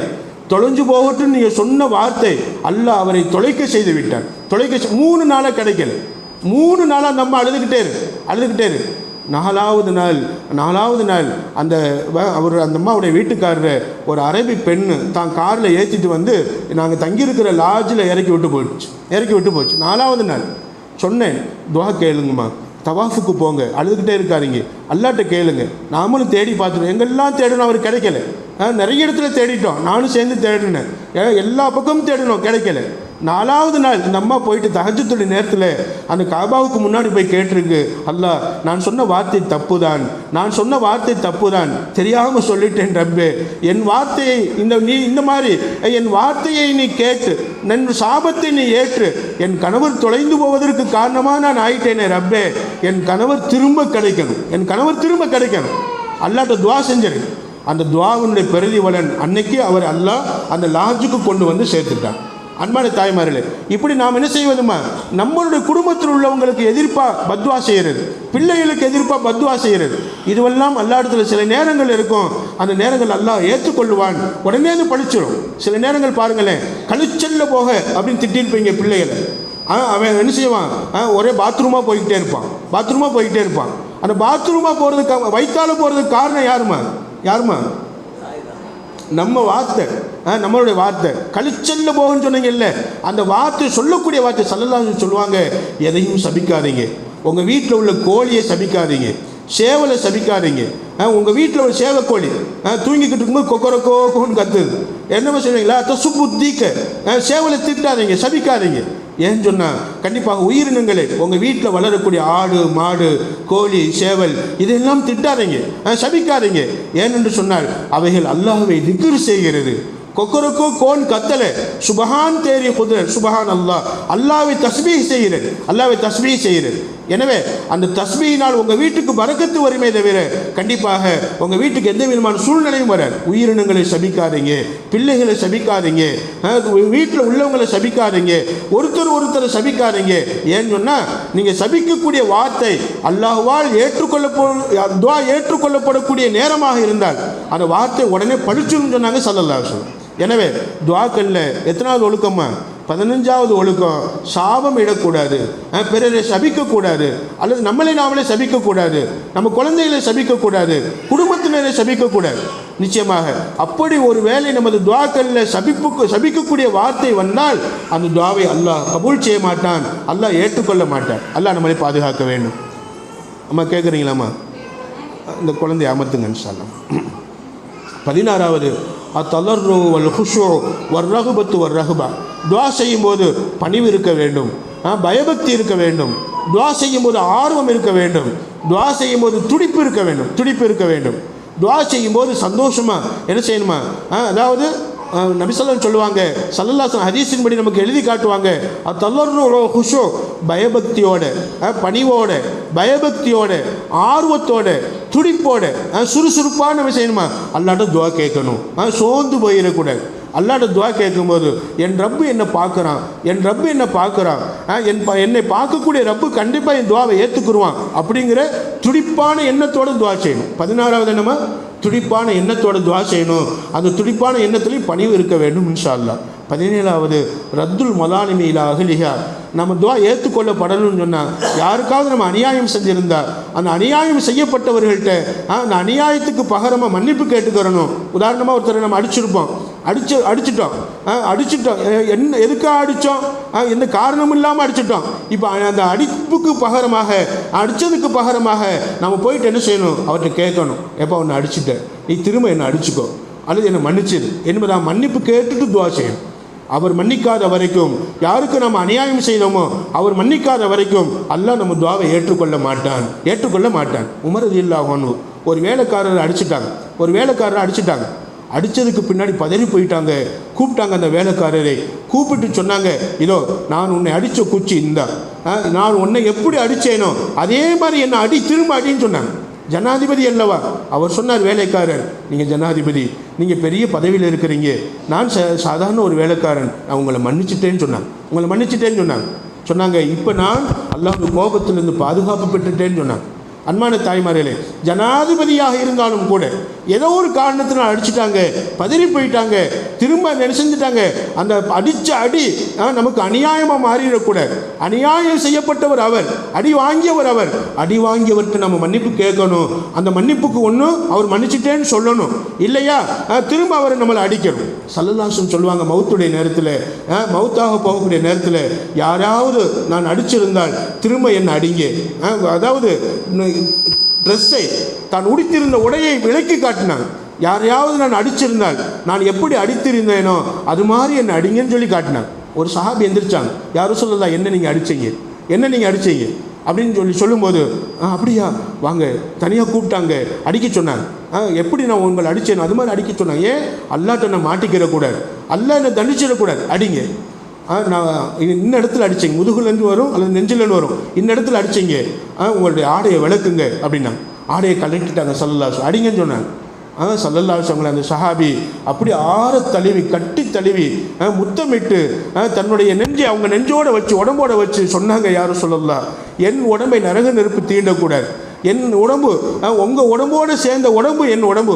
இப்போ நான் உங்களோட உடம்போடு நான் என்ன செஞ்சுட்டேன், கட்டி பிடிச்சிட்டேன். கண்டிப்பாக நரகத்திலிருந்து நான் பாதுகாப்பட்டேன். யாரும் சொல்லலாம், நான் உங்களை கட்டிப்பிடித்து முத்தம் கொடுக்க வேண்டும் என்பதற்காக சொன்னேன், என்னை மன்னிச்சிடுங்கன்னு சொல்லிட்டு அந்த சஹாபி போனாங்க. நம்ம என்ன விளைவிக்கிறோம், யாரையாவது அடிச்சிருந்தாலும் கூட அல்லாட்ட மாட்டிக்கிடுவோங்கிற எண்ணம் ஸல்லல்லாஹு அலைஹி வஸல்லம் இருந்துச்சு. அப்போ துஆக்கள் ஏற்றுக்கொள்ளப்படணும்னு சொன்னால் யாராவது திட்டிருப்போம், யாராவது அடிச்சிருப்போம், யார் பொருளையாவது பிடுங்கியிருப்போம். அப்போ பொருளை பிடுங்கினா திரும்ப அந்த பொருளை அவங்கள்ட்ட ஒப்படைக்கணும். அன்பான தாய்மை, இது மாதிரி யார் அநியாயம் செய்யப்பட்டவர்களுக்கு அவங்களுடைய மன்னிப்பை நாம் கேட்டுவிட்டு அதுக்கப்புறமா துஆ செய்யும் போது அந்த துஆவை அல்லாஹ் ஏற்றுக்கொள்கிறான், அல்லாஹ் ஒப்புக்கொள்கிறான். எத்தனாவது ஒழுக்கமா? 17வது. 18வது அத்வாவு சலாசா. எந்த துவா கேட்டாலும் ஒரு வார்த்தையை அல்லாட்ட 3 முறை திரும்ப கேட்கணும். அல்லாஹ் எனக்கு இந்த தேவை இருக்குது, பூர்த்தி செய்து கொடு. அல்லாஹ் எனக்கு இந்த தேவை இருக்குது, பூர்த்தி செய்து கொடு. திரும்ப கேட்கணும். 3 தடவை திரும்ப கேட்கணும். அப்படி திரும்ப கேட்கும்போது அல்லாஹ் அந்த துவாவை ஏற்றுக்கொள்கிறான். எத்தனாவதுமா? 18வது. 19வது அதமுல் இஅ்திதாஇ ஃபித் துஆ. துஆவில் வரம்பு மீறக்கூடாது. துஆவில் வரம்பு மீறக்கூடாது. எப்படிமா வரம்பு மீறுவது? அவனுக்கு மட்டும் என்னென்ன உதவி செஞ்சுருக்கிற, அவனுக்கு மட்டும் பெரிய வீடு கட்டுவதற்கு நல்ல உதவி செஞ்சுருக்கிற, அவனுக்கு மட்டும் இப்படியெல்லாம் உதவி செஞ்சுக்கிட்டே இருக்கிற, ஏன் உனக்கு கண்ணு தெரியலையா, நான் உனக்கு தெரியலையா, எனக்கு நீ உதவி செய்ய மாட்டியா, எனக்கு இது பண்ண மாட்டியா, இந்த மாதிரி வார்த்தைகளை அல்லாஹ்விடத்தில் உபயோகிக்கக்கூடாது. நிச்சயமாக அல்லாஹ் உனக்கு கண்ணு தெரியலையா, அல்லாஹ் உனக்கு காது கேட்கலையா, நான் கூப்பிடுறவங்க உனக்கு கேட்கலையா, இப்படி நாம் கேட்கக்கூடாது. நிச்சயமாக வரம்பு மீறிய வார்த்தைகளை, எல்லை மீறிய வார்த்தைகளை நம்ம துஆவில் யூஸ் பண்ணக்கூடாது. கண்டிப்பாக அப்படி யூஸ் பண்ணுனா அந்த துஆவை அல்லாஹ் ஏற்றுக்கொள்ள மாட்டான். 20வது யப்தா தாஇ பினஃப்ஸிஹி. நிச்சயமாக முதல்ல நமக்காக துஆ செய்யணும், பிறகு பிறருக்காக துஆ செய்யணும். பிறருக்காக கேட்கக்கூடிய துஆ, நமக்காக கேட்கக்கூடிய துஆ, நமக்காக கேட்கக்கூடிய துஆவையும் அல்லாஹ் ஏற்றுக்கொள்வான். கேட்டுட்டு பிறருக்காக துஆ கேட்கும்போது பிறருக்காக கேட்கக்கூடிய துஆவை அல்லாஹ் ஒப்புக்கொள்கிறான் அல்லவா. அந்த துஆவின் பரக்கத்தினால நமக்கான கேட்ட விஷயத்தையும் அல்லாஹ் பூர்த்தி செய்து கொடுக்குறான் இன்ஷா அல்லாஹ். அப்போ ஸல்லல்லாஹு அலைஹி வஸல்லம் அந்த ஹதீஸுடைய விளக்கமாக நமக்கு சொல்லி காட்டுவாங்க, எப்போ துஆ கேட்டாலும் முதல்ல நமக்காக துஆ கேட்கணும், பிறகு பிறருக்காக துஆ கேட்கணும். அல்லாஹ் எனக்கு என்னென்ன தேவை இதெல்லாம் கேட்டுட்டு அப்புறமா நம்ம தோழிக்காக, அப்புறமா நம்ம குடும்பத்தில் மற்றவங்களுக்காக, இப்படி நம்ம துஆ கேட்கும்போது அந்த துஆ ஒப்புக்கொள்ளப்படுவதற்கு காரணமாக அமையும் இன்ஷா அல்லாஹ். இன்ஷா அல்லாஹ்.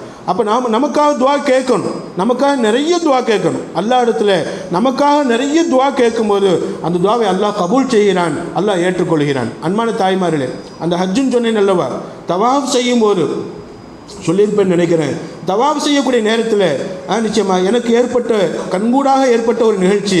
அப்படி தவாஃப் செய்யும்போது கைகால்கள் வேலை செய்யலை. எனக்கு சக்கராத்து நிலைமைக்கு நான் போயிருந்தேன். நிச்சயமாக அன்பு நல்லா கவனிங்க இன்ஷா அல்லாஹ். சக்கராத்து நிலைமைக்கு போயிட்டேன். சக்கராத்து நிலைமைன்னு சொன்னால் புரியாம அந்த தவாஃபில் வரக்கூடியவங்கெல்லாம் துஆ செய்கிறாங்க, அல்லாஹும்ம ஹவ்வின் அலைஹி சக்கராத்தில் மவுத், அல்லாஹும்ம ஹவ்வின் அலைஹி சக்கராத்தில் மவுத். என்னை பார்த்து துஆ செய்கிறாங்க, அல்லாஹ் இவருக்கு சக்கராத்து நிலைமையை லேசாக்கி வை. தவாஃப் நடக்க முடியலை, அப்படி கீழே படுத்துட்டேன், எதுவுமே கைகால் வேலையே செய்யலை. அப்போ கீழே படுத்துட்டேன், அசைய முடியலை. தொழுகை நேரம், தஹஜ்ஜுடைய நேரம், தஹஜ்ஜுடைய நேரத்தில் தவாஃபுக்கு போயிடுவோம். அப்படி ஏதோ ஒரு ஆர்வத்தில் போயிட்டு தவாஃப் வரும்போது கைகால் முடியலை. ஒரு பக்கமாக ரொம்ப அதிகமான ஒரு சுமையோட செயலிழந்து போனது மாதிரி அந்த படுக்கையில் நான் படுத்துட்டேன். எல்லாரும் துஆ செய்கிறாங்க. ஒரு போலீஸ் வந்தார். போலீஸ் என்ன செய்கிறார், தூக்கி ஒரு ஓரமாக படுக்க வச்சுட்டு அவரும் துஆ செய்ய, எல்லாம் எனக்கு உணருது, என் காதில் எல்லாம் விழ வைக்கிறான். அந்த போலீஸும் துஆ செய்கிறார், அல்லாஹும்ம ஹவ்வின் அலைஹி சக்கராத்தில் மவுத், அல்லாஹ் இவருக்கு சக்கராத்துல் மவுத்தை லேசாக்கி வை. அல்ஹம்துலில்லாஹ். அந்த நேரத்தில் ரூஹு போயிருந்தால் ரொம்ப பெரிய பாக்கியம். என்ன செஞ்சேன்னு தெரியுமா, அல்லாஹ்கிட்ட கேட்டேன், அல்லாஹ் என்னுடைய இந்த வியாதி, என்னுடைய இந்த பலகீனம் ஏதோ ஒரு காரணத்தினால் ஏற்பட்டு விட்டது ரப்பே, இந்த பலகீனத்தை போய்க்கணும் அப்படின்னு சொல்லிட்டு கொஞ்சம் எப்படியாவது காபாவை பார்க்கணும். மேலே மாடியில் தவாஃப் செஞ்சுக்கிட்டு இருந்தேன். காபாவை பார்த்து துஆ செய்யணும் அப்படின்னு நினச்சி கொஞ்சம் கொஞ்சமாக கைகளை வச்சு அமுக்கி அந்த கண்ணாடி கூண்டு மாதிரி இருந்துச்சு. அந்த பக்கத்தில் நான் அதாவது இந்த கண்ணாடி பக்கத்தில் போயிட்டு பக்கத்தில் உள்ளவங்களும் விலகிக்கிட்டாங்க.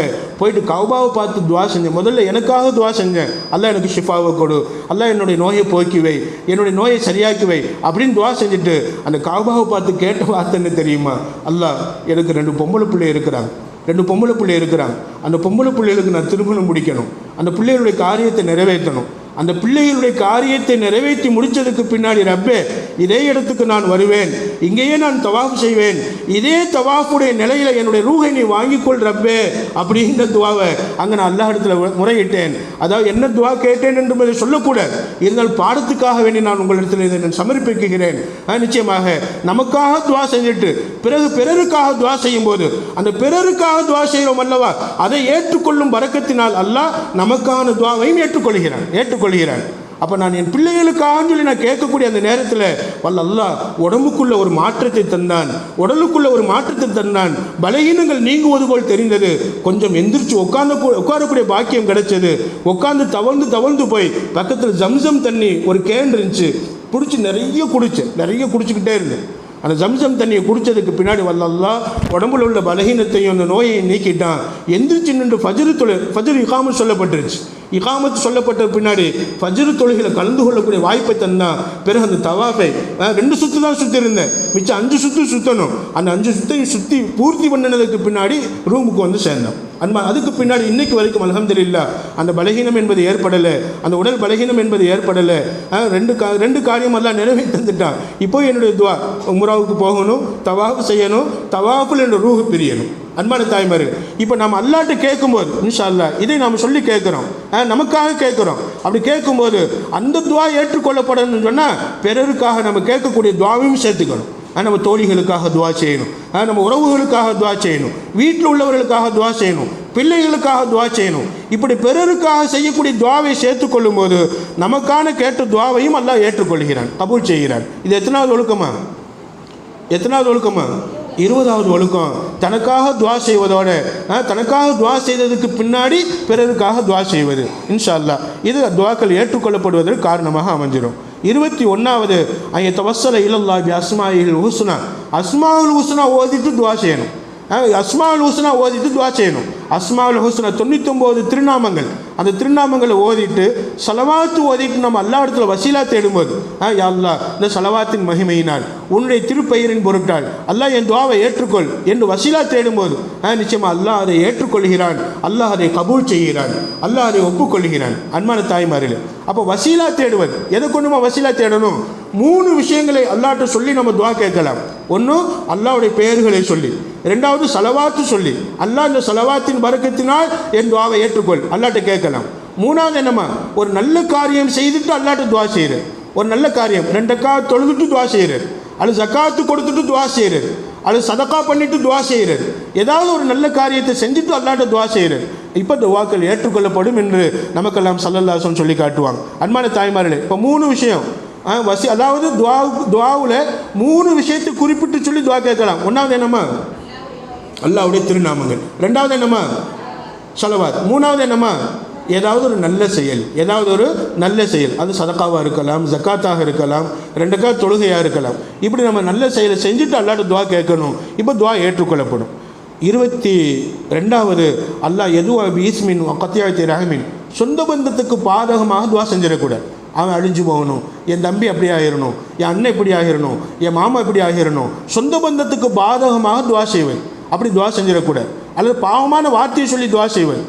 அல்லாஹ் நான் திருட போகிறேன், என்னை திருட்டில் பறக்கச்சு அப்படிங்கிற மாதிரி துவா செய். பாவமான வார்த்தையில் சொல்லிடக்கூடாது, பாவத்துக்கு உதவி தேடிடக்கூடாது. அங்கே வந்து அல்லாஹ்வுடைய கோபம் ஏற்பட்டு விடும். நபி ஸல்லல்லாஹு அலைஹி வஸல்லம் எச்சரிக்கை பண்ணுவாங்க. அது மாதிரி சொந்தங்களுக்கு பாதகமாக துவா கேட்டார், அவன் நல்லா இருக்கக்கூடாது, அவர் நல்லா இருக்கக்கூடாது அப்படிங்கிற மாதிரி சொந்த பந்தங்களுக்கு பாதகமாக துவா கேட்டாலும் அல்லாஹ் கோபப்படுவான். அந்த துவா அல்லாஹ் ஏற்றுக்கிற மாட்டான். அந்த சொந்த பந்தத்துக்கு பாதகமாக துவா செஞ்சுட்டு நாம் என்ன துவா கேட்டாலும் அந்த துவாவுக்கு அல்லாஹ் திரும்பி கூட பார்க்க மாட்டான். எனவே அன்பு தாய்மார்களே, சொந்த பந்தத்துக்கு பாதகமாகவோ பாவமான விஷயத்தை கொண்டு துவா செஞ்சிடக்கூடாது. அப்படி துவா செஞ்சால் அந்த துவாவை அல்லாஹ் ஏற்றுக்கொள்ள மாட்டான். எத்தனாவதுமா, 22வது. 23வது சதக்கா செஞ்சுட்டு துவா செய்யணும். நம்ம துவா செய்கிறோம், துவா ஏற்றுக்கொள்ளப்படணும்னா சதக்கா செஞ்சுட்டு துவா செய்யணும். சதக்கா செஞ்சிட்டோம் அப்படின்னு சொன்னால் ஸல்லல்லாஹு அலைஹி வஸல்லம் சொல்லுவாங்க, லவ்லா துஆஉல் ஃபுகராயி ல ஹலக்கல் அக்னியா. பணக்காரவங்க நல்லா இருக்கணும் அப்படின்னு சொன்னால் ஃபுகராக்களுடைய ஏழைகளுடைய துவாவை வாங்கிக்காது. ஏழைகளுடைய துவாவினால் தான் பணக்காரவங்க நல்லா இருக்கிறாங்கன்னு சொல்லுவாங்க. அப்படின்னு என்ன அர்த்தம்? அல்லாஹ் நமக்கு செல்வத்தை கொடுத்துருக்குறான், வசதி வாய்ப்பை கொடுத்துருக்குறான். இப்போ ஏழைகளுக்கு நாம் தர்மம் பண்ணும்போது, தர்மம் செஞ்சுட்டு துவா செய்யும்போது, நிச்சயமாக நாம் துவா செய்கிறோமோ செய்யலையோ, ஆனால் ஏழைகளுக்கு சதக்கா பண்ணினாலே அந்த அவங்க செய்யக்கூடிய துவாவை அல்லாஹ் கபூல் செய்கிறான், அல்லாஹ் ஏற்றுக்கொள்கிறான், அல்லாஹ் ஒப்புக்கொள்கிறான். அவங்க செய்ய ஏழைகளுடைய துவாவும் நமக்கு கிடைச்சிடும். அதுக்கப்புறமா சதக்கா பண்ணினதுக்கு பின்னாடி அல்லாஹ், நான் இன்னது சதக்கா பண்ணியிருக்கிறேன், இந்த சதக்காவை நீ ஏற்றுக்கொள், இந்த சதக்காவின் பொருட்டால் என்னுடைய என்னென்ன நல்ல காரியங்களை நீ நிறைவேற்றி வை என்பதாக நம்ம அல்லாஹ்ட்ட துவா செஞ்சால் நம்ம துவாவையும் அல்லாஹ் ஏற்றுக்கிறான். ஏழைகளுடைய துவாவில் அல்லாஹ்வுடைய சந்தோஷம் இருக்கிறது, அல்லாஹ்வுடைய மகிழ்ச்சி இருக்கிறது. நீங்கள் எல்லாம் கேள்விப்பட்டிருப்பீங்க, சுலைமான் அலைஹிஸ்ஸலாத்து வஸ்ஸலாமுடைய காலம். அந்த சுலைமான் அலைஹிஸ்ஸலாத்து வஸ்ஸலாமுடைய காலத்தில் ஒரு நாள் இஸ்ராயில் அலைஹிஸ்ஸலாம் அவங்களோட, யாருமே இஸ்ராயில் அலைஹிஸ்ஸலாம், அந்த சம்பவம் கேள்விப்பட்டிருக்கீங்க, நம்ம சொல்லியிருக்கேன் நான், திரும்பவும் நினைவுபடுத்திக்கங்க இன்ஷா அல்லாஹ். சுலைமான் அலைஹிஸ்ஸலாம் இஸ்ராயில் அலைஹிஸ்ஸலாம் அவங்களோட பேசிக்கிட்டு இருக்கிறாங்க. அப்படி பேசிக்கிட்டு இருக்கும்போது ஒரு மனிதன் அந்த வழியாக போகிறார். இஸ்ராயில் அலைஹிஸ்ஸலாம் அந்த உயிரை வாங்கக்கூடிய மலக்கு அந்த மனிதரை பார்த்து சிரிக்கிறாங்க. அப்போ சுலைமான் நபி கேட்டாங்க, ஏங்க சிரிக்கிறீங்க அப்படின்னு கேட்டாங்க. அப்போ இஸ்ராயில் அலைஹிஸ்ஸலாம் சொன்னாங்க, அவருடைய உயிரை நாளைக்கு வாங்கும்படி அல்லாஹ் உத்தரவிட்டிருக்கிறார். நாளைக்கு அவர் உயிரை வாங்க போகிறார். இன்றைக்கி பாருங்களேன், அவர் நடந்து போகிற அந்த தோற்றத்தை பாருங்களேன், எவ்வளோ சந்தோஷமாக நடந்து போகிறார். இதை பார்த்து எனக்கு சிரிப்பு வந்து விட்டு, நாளை மௌத்தா போகிறார். இன்றைக்கி அவர் இந்த சந்தோஷமாக இருக்கிறார், நாளைக்கு மௌத்தா போவேன்னு அவருக்கு தெரியுமா என்ன அப்படின்னு நினச்சி இஸ்ராயில் அலைஹிஸ்ஸலாம் சிரித்தாங்களாம். அதை சுலைமான் நபி பார்த்துக்கிட்டே இருந்தாங்க. அன்பு தாய்மார்களே, இப்படி அவர் போயிட்டு என்ன செஞ்சிட்டாருமா, அதாவது இஸ்ராயில் அலைஹிஸ்ஸலாம் போயிட்டாங்க, சுலைமான் நபி பிரிஞ்சுட்டாங்க.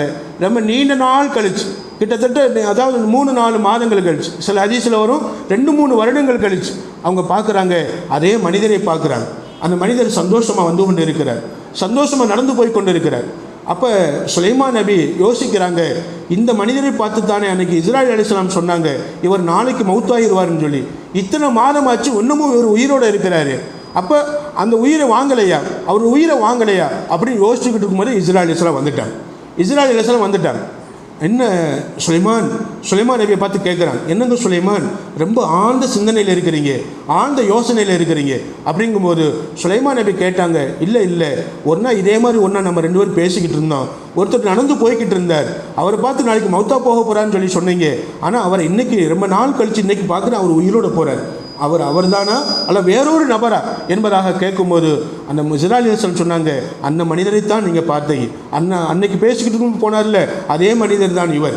ஆனால் அவர் போனார், கடைக்கு போனார், வீட்டில் உள்ள குழந்தைகளுக்கும் வீட்டில் உள்ள மனைவி மக்களுக்கும் சாப்பாடு வாங்குவதற்காக போயிட்டு சாப்பாடு வாங்கிட்டு 2 பை நிறைய சாப்பாடு வாங்கிட்டு வந்தார். அப்படி வரக்கூடிய நேரத்தில் அந்த ரோட்டு ஓரமாக, சாலை ஓரமாக ஒரு பசியால் துடிச்சு கொண்டு இருக்கக்கூடிய ஒரு பிச்சைக்காரர், ஒரு ஏழை, அவர் படுத்து கிடந்து அவர் சொல்லி கொண்டு இருந்தார், இந்த ஊரில் யாருமே எனக்கு உதவி செய்ய மாட்டாங்களே, பசிக்குதே, உயிர் போகுதே, எனக்கு யாராவது உதவி செய்யக்கூடியவங்க யாரும் இல்லையா என்பதாக சொல்லி அதாவது அழுது கொண்டு இருந்தார். இவர் வீட்டுக்கு வாங்கி போன உணவை அந்த ஏழையிடம் கொடுத்தார். இந்தாங்க, இது உள்ள உணவை பூரா சாப்பிடுங்க, இந்தாங்க இதையும் வச்சுக்கோங்க, வச்சுருந்து நைட்டு சாப்பிட்டுக்கங்க அப்படின்னு சொல்லி அந்த ஏழைக்கு வீட்டுக்கு வாங்கிய உணவை, குடும்பத்தினருக்கு வாங்கிய உணவை அந்த ஏழைக்கு கொடுத்து விட்டார். கொடுத்த உடனே அந்த ஏழை துவா செய்தார், யா அல்லாஹ் 40 ஆண்டு காலம் இவர் நல்லா என்ன செய்யணும், உயிரோட நல்ல சுகபோகமாக வாழணும். அந்த ஏழை சொன்ன வார்த்தை என்னம்மா, நீண்ட காலம். அதில் 40ங்கிற வார்த்தையை அங்கே புழங்கி காட்டுறார் இந்த ஏழை. அன்பான தாய்மார்களே, இப்போ இஸ்ராயில் அலைஹிஸ்ஸலாம் சொன்னாங்க, அந்த ஏழையின் துவாவினால் அல்லாஹ் இவருடைய ரூஹை வாங்க வேண்டாம் என்று சொல்லிவிட்டான். இன்னும் 40 வருஷம் கழித்து வாங்க சொல்லியிருக்கிறான். 40 வருஷம் கழிச்சு.